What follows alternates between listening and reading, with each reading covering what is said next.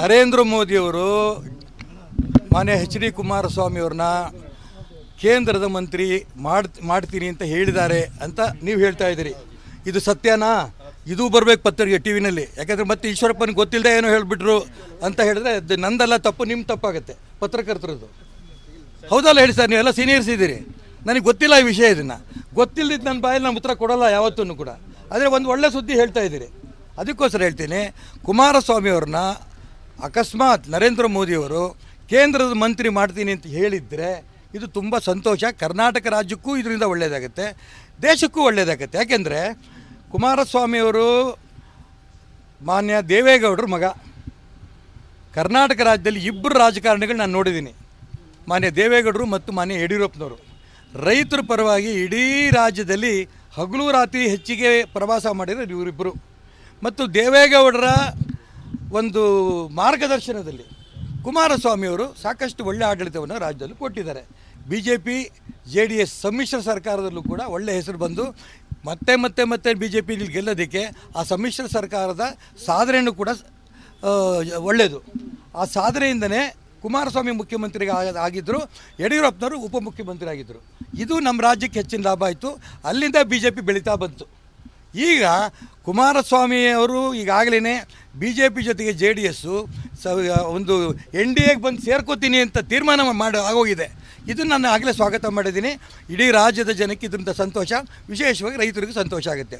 ಈಗ ಕುಮಾರಸ್ವಾಮಿಯವರು ಈ ರಾಜ್ಯದಲ್ಲಿ ಮತ್ತೆ ರೈತರಿಗೆ ಇನ್ನೂ ಹೆಚ್ಚಿನ ಅನುಕೂಲಗಳಾಗಬೇಕು ಅನ್ನೋದಾದರೆ ಕೇಂದ್ರದ ಮಂತ್ರಿ ಮಾಡ್ತೀವಿ ಅಂತ ನರೇಂದ್ರ ಮೋದಿ ಅವರು ಹೇಳಿದರೆ, ನೀವು ಹೇಳಿದ ಪ್ರಕಾರ ತುಂಬ ಸಂತೋಷದಿಂದ ನಾನು ಸ್ವಾಗತ ಮಾಡ್ತೀನಿ. ಸರ್, ಈಗ ಅದರಲ್ಲೂ ಕೂಡ ಮಂಡ್ಯದಿಂದ ಸ್ಪರ್ಧೆ ಮಾಡಿದ್ರೆ ಸರ್, ಈಗ ಸುಮಲತಾ ಅವರು ಪ್ರಪಂಚಕ್ಕೆ ನಾನು ಹೋಗಲ್ಲ.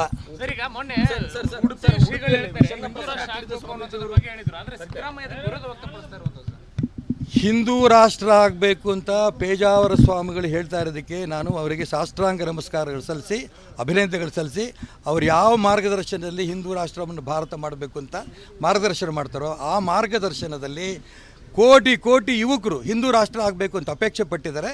ಅದಕ್ಕೆ ನಾನು ಕೂಡ ಸ್ವಾಗತವನ್ನು ಕೋರ್ತೀನಿ. ಒಂದು. ಎರಡನೇದು, ಸಿದ್ದರಾಮಯ್ಯ ವಿರೋಧ ಮಾಡ್ತಾರೆ, ಇದೇನು ವಿಶೇಷ ಅಲ್ಲ. ಸಿದ್ದರಾಮಯ್ಯಗೆ ಇನ್ನೂ ಕೂಡ ಇದನ್ನು ಮುಸ್ಲಿಂ ರಾಷ್ಟ್ರ ಮಾಡ್ತೀವಿ ಅಂತ ಹೇಳಿದ್ದಿದ್ರೆ ತುಂಬ ಸಂತೋಷ ಆಗುತ್ತೆ.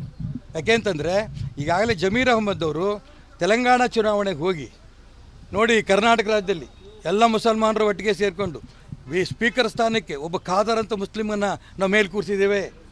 ಎಲ್ಲ 224 ಜನ ಶಾಸಕರು ಅವ್ರು ನಮಸ್ಕಾರ ಹೊಡ್ಕೊಂಡು ಹೋಗಬೇಕು. ಇದನ್ನು ಹೇಳಿದ್ದನ್ನು ಸ್ವಾಗತ ಮಾಡಿದ್ದಾರೆ ಸಿದ್ದರಾಮಯ್ಯನವರು.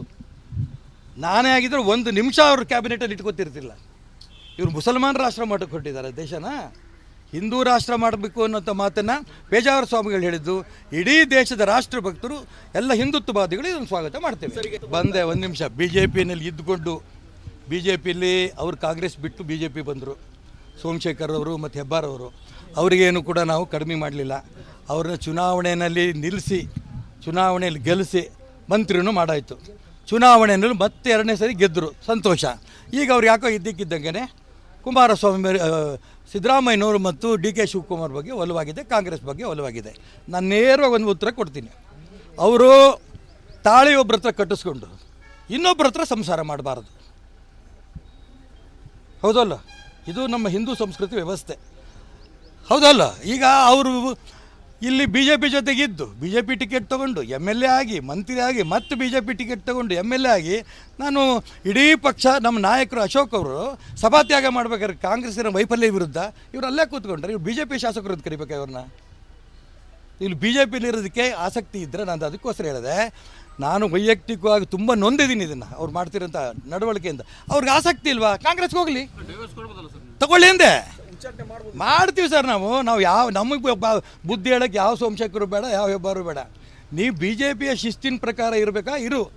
ಇಲ್ಲ ಎಲ್ಲ ಬೇಕಾರೆ. ಅದಕ್ಕೋಸ್ಕರ ಇಷ್ಟು ಕಠೋರವಾದ ಪದ ಬಳಸಿದೆ.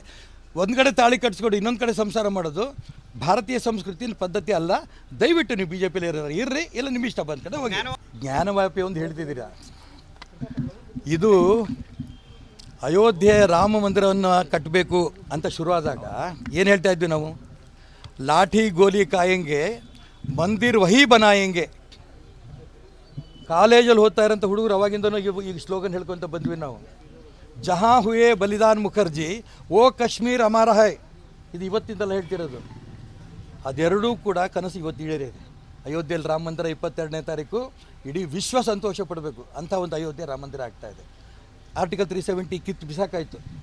ಆ ಪಾಕಿಸ್ತಾನ ಅವ್ರ ಜೊತೆಗೆ ನಡೀತಾ ಇತ್ತಲ್ಲ ವ್ಯವಸ್ಥೆ, ಅದು ಕಾಶ್ಮೀರ ನಮ್ಮದು ಒಂದಾಯ್ತು, ಸಂವಿಧಾನ ಎಲ್ಲ ಆಗಿದೆ.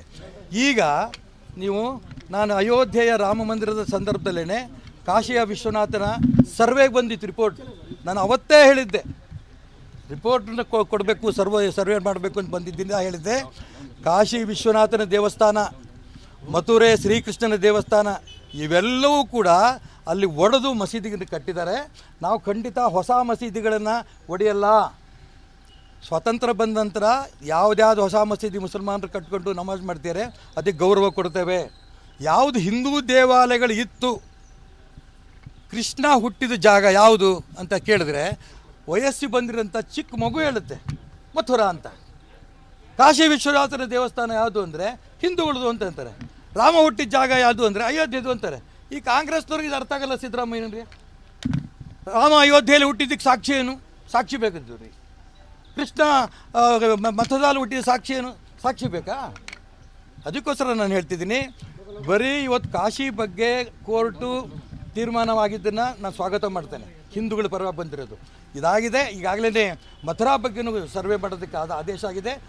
ಅಯೋಧ್ಯೆ ರೂಪದಲ್ಲೇ ಮಥುರಾ ಮತ್ತು ಕಾಶಿನಲ್ಲಿ ಅರ್ಧರ್ಧ ಏನು ಮಸೀದಿಗಳಿದೆ ಅದನ್ನು ಮೊಘಲರು ಸ್ವಾತಂತ್ರ್ಯ ಪೂರ್ವದಲ್ಲಿ ನಮ್ಮ ಮೇಲೆ ದಬ್ಬಾಳಿಕೆ ಮಾಡಿ ನಮ್ಮ ದೇವಸ್ಥಾನಗಳನ್ನು ಒಡೆದು ಪುಡಿ ಮಾಡಿದ್ರು.